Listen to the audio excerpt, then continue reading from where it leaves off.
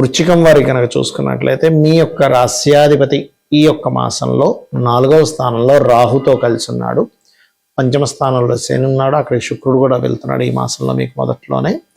అలాగే రవి 15వ తేదీకి వెళ్తూ పంచమంలో ఉండే శనిని కంబస్ చేసుకున్నాడు. మరియు అష్టమంలో గురువు, దశమంలో కేతువు, భాగ్యస్థానంలో చంద్రుడు ఉంటే ఈ నెలంతా కూడా ఈ చంద్రుడు యొక్క సంచారం జరుగుతూ ఉంటుంది. మరియు బుధుడు 4వ స్థానంలో ఉన్నటువంటి బుధుడు వక్రించి 3 వైపు ప్రయాణం జరుగుతుంది. ఈ యొక్క గ్రహస్థితిని అనుసరించి మీకు ఎటువంటి ఫలితాలు జరగనున్నాయి, ఏ దేవత ఆరాధన చేయాలి, ఏ విషయాల పట్ల మీరు జాగ్రత్తగా ఉండాలి అనేటువంటి అంశాలు చెప్తుంది నేనైనప్పటికీ చెప్పిస్తుంది సాక్షాత్ లలిత అమ్మవారిగా భావిస్తూ ఆ యొక్క అమ్మవారి యొక్క అనుగ్రహం మీకు పరిపూర్ణంగా కలగాలని మనస్ఫూర్తిగా కోరుకుంటూ, ప్రధానంగా ఇక్కడ గమనించినట్లయితే మీకు ఈ వృశ్చికం వారికి 4లో ఉన్నాయి. ముఖ్యంగా ఈ కుజుడు రాహు 2 గ్రహాలు ఉన్నప్పుడు మీరు ఏదైనా ఒక ప్రాపర్టీ తీసుకుంటున్నారు, లేదా ఏదైనా వాహనం మీద వెళ్తున్నారు, లోన్స్ ప్రాపర్టీ మూలంగా ఇస్తున్నారు లేదా తీసుకుంటున్నారు, ఈ యొక్క విషయంలో చాలా జాగ్రత్తగా ఉండాలి. కొంతమంది బిజినెస్ పీపుల్ మీకు కొంత పరిచయం ఏర్పడుతూ ఉంటుంది. గురువు తన స్థానాన్ని, తన ధనస్థానాన్ని చూసుకుంటున్నాడు. ఇప్పుడు ఫైనాన్షియల్గా కొంత గ్రోత్ ఉంటుంది.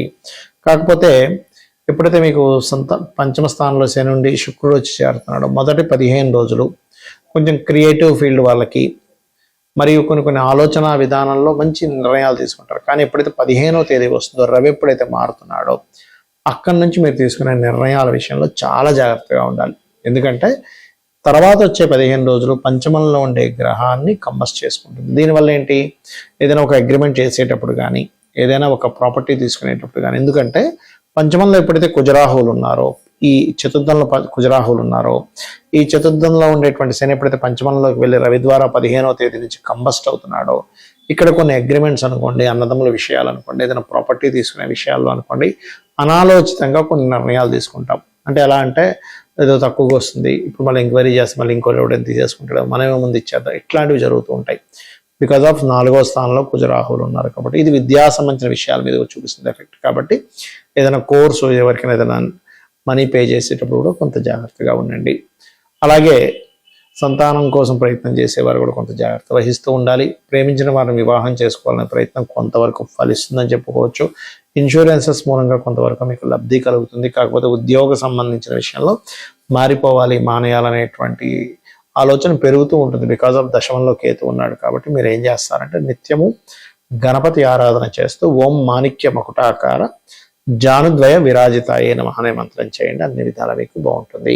మనకి ఈ మార్చి మాస ఫలితాలతో పాటు మనకేంటంటే ఈ ఫిబ్రవరి 13 నుంచే ఒక 40 రోజుల పాటు 17 నుంచి 40 రోజుల పాటు ప్రక్రియ చేసుకోవాలి. ఎందుకంటే గ్రహణం పడుతూ పంచగ్రహ కూటమి ఫిబ్రవరి 17వ తేదీ నుంచి ప్రారంభం అవుతుంది కాబట్టి, అంటే ఆల్మోస్ట్ ఇది మార్చ్ ఎండింగ్ వరకు మీరు ఈ పరిహారం చేసుకోవాలి. దీనివల్ల ఏమిటి కలుగుతాయి ఏమిటి అనేది చెప్తాను నేను మీకు.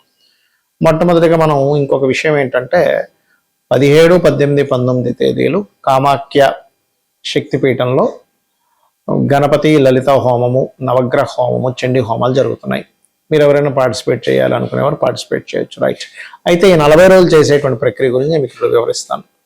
ఏమిటది అంటే ఈ 40 రోజుల పాటు, అంటే పంచగ్రహ కూటమి ఎప్పుడైతే 17వ తేదీ ఏర్పడుతుందో అక్కడి నుంచి ఒక 40 days ఆఫ్ టైము పర్టికులర్గా మీరు ఒక దీక్షలాగా తీసుకొని కనుక చేసినట్లయితే మీ యొక్క జీవితంలో ఏదైతే ఇబ్బందులు ఉన్నాయో ఆ ఇబ్బందులు ఖచ్చితంగా నెరవేరుతాయి. అంటే క్లియర్ అయిపోతాయి చెప్పాలంటే.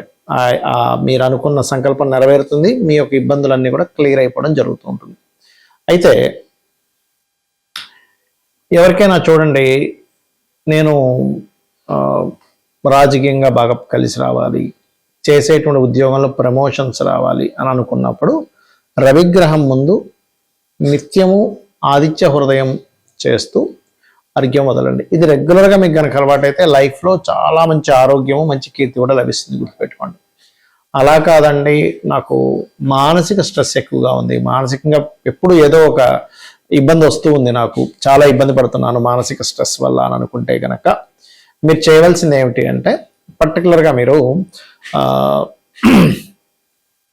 బియ్యము వీలున్నప్పుడు అలా దానం ఇవ్వడం, లేనట్లయితే 40 రోజుల పాటు మెడిటేషన్ చేస్తూ, ఇది ఫిబ్రవరి 17వ తేదీ నుంచి 41 days 41 days చేయండి. మళ్ళీ ఎందుకు చేస్తూ మీరు శివాలయంలో ఏదైనా మీకు దగ్గరలో ఉండే శివాలయంలో ఒక పావు లీటర్ పాలు అభిషేకానికి ఇస్తూ ఒక రోజుకి ఒక్క మనిషికి సరిపోయేంత భోజనం పెట్టుకొని తీసుకెళ్ళి బయట ఉండేటువంటి కొంతమంది అనాథలు ఉంటారు, అన్నం కోసం అలమటిస్తుంటారు, వాళ్ళకి ఇవ్వండి.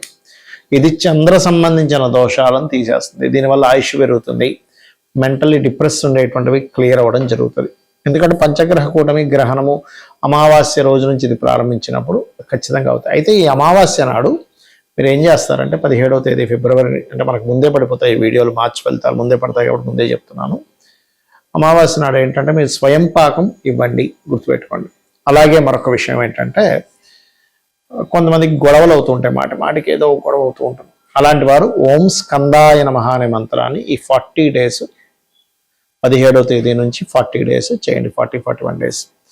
అలాగే మరొక విషయం ఏంటంటే ఈ స్కందుణ్ణి చేస్తూ గోశాలకు వెళ్ళి గోవులకి క్యారెట్స్ తినిపించడము, కుంకుమ ఏదైనా అమ్మవారి ఆలయంలో అమ్మవారి కైంకర్యం కోసం వాడుకోవడానికి అన్నట్టుగా ఇవ్వండి, కుంకుమని గుర్తుపెట్టుకోండి.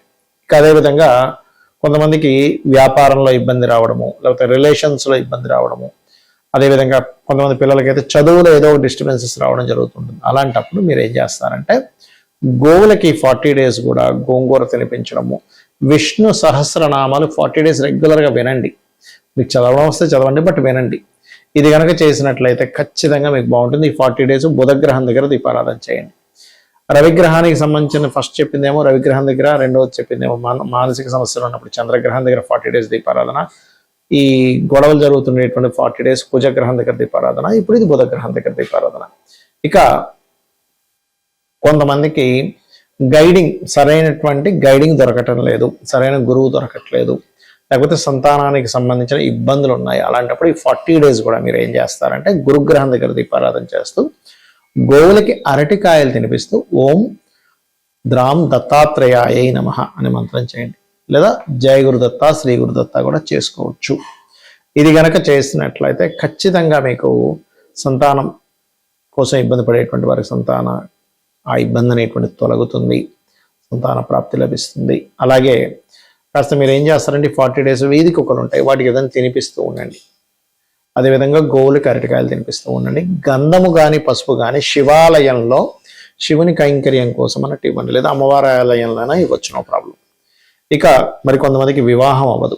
వివాహం అవ్వనప్పుడు ఈ 17వ తేదీ నుంచి 40 డేస్ ఆఫ్ ప్రక్రియ ఏదైతే ఉందో పర్టికులర్గా మీరు వివాహం విషయంలో ఫిబ్రవరి 17th నుంచి అండి, ఎందుకంటే మనం మార్చ్ ఫలితాల్లో చెప్తున్నాను ఈ ఎండింగ్లో ఈ విషయం. ఫిబ్రవరి 17 నుంచి 41 డేస్ మీరు ఏం చేస్తారంటే ఓం కామేశబద్ధ మాంగళ్య సూత్ర శోభిత కందరాయ నమః అనే మంత్రం చేస్తూ మీరు ఎక్కడైనా ఆలయంలో మనకి జరుగుతూ ఉంటాయి కళ్యాణం, శివుడిది కావచ్చు, రాముడిది కావచ్చు, ఏదైనా ఆ కళ్యాణానికి పార్టిసిపేట్ చేయండి, గుర్తుపెట్టుకోండి. అలాగే మరొక విషయం ఏంటంటే ఇక్కడ మీరు ఈ శుక్ర సంబంధించిన దోషం పోవడం తీపి చపాతీలు అంటారు, ఆ తీపి చపాతీలని గోవులకు తినిపించండి. ఇక అందరికీ భయపడేటువంటిది కర్మకారకుడైన శని, కానీ భయపడాల్సిన లేదు. ఆయన పని ఏంటంటే కర్మనిస్తూ ఉంటాడు అంతే. అయితే ఎవరికైనా ఏళ్ళనాటి శని నడుస్తుంది, లేకపోతే శని మహాదశ నడుస్తుంది, సాటర్న్ వల్ల ఇబ్బంది పడుతున్నాం, అనారోగ్య బాధలు, ముఖ్యంగా అనారోగ్య బాధలు ఉండేటువంటి వారి 40 రోజులు గోవుకి బెల్లం తినిపించి ఓం అనాకలిత సాదృశ్య చుబుక శ్రీ విరాజితాయ నమః అని చెప్పి చేసుకున్నట్లయితే శని యొక్క ప్రభావం మీకు కొంతవరకు వెసులుబాటు కలిగిస్తుంది. మరియు దీంతో పాటు మీరు ఓం సర్వవ్యాధి ప్రశమని సర్వమృత్యు నివారిణి అగ్రగణ్య అచింత్య రూప కలికల్మషనాశిని నమః చేసుకోండి.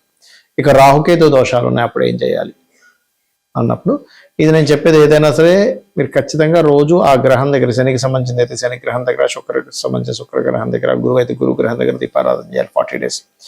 రాహుకేతువులు అయితే రాహు అంటే మాయ, ఏదో అయిపోతుంది అనేటువంటి భయం ఉండేటువంటి వారు దుర్గాష్టోత్తరం చదువుకోవాలి. కేతువు అయితే ప్రతిదీ ఆటంకం జరుగుతుంది అన్నప్పుడు కేతు ప్రభావం ఉందని, అప్పుడు గణపతి యొక్క స్తోత్రం రోజు చేసుకుని ఓం గం గణాధిపతి నమః అనుకోండి. మరి స్త్రీలు 40 రోజులు కంటిన్యూ చేయలేరు కదా, అప్పుడు ఎలాగా అంటే 25 రోజులు అలా చేసి మళ్ళీ గ్యాప్ ఇచ్చి మిగిలింది 5 రోజులు గ్యాప్ ఇచ్చిన తర్వాత చేసుకోవచ్చు, ఎటువంటి దోషము లేదు.